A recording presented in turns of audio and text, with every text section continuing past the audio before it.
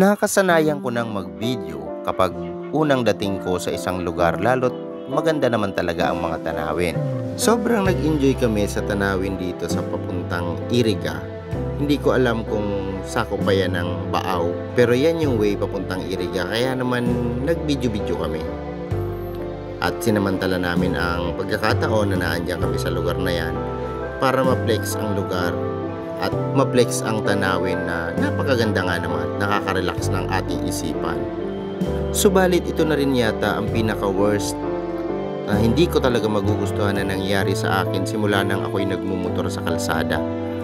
Dahil yung kotseng iyan na nasa likod ay pinagbubusinaan kami ng malakas at napakaraming busina sa hindi ko alam na dahilan. Ayan, at medyo nagmarahan nga ako dyan habang inaantay ko siya para malaman ko kung ano yung dahilan niya para businaan kami ng businaan.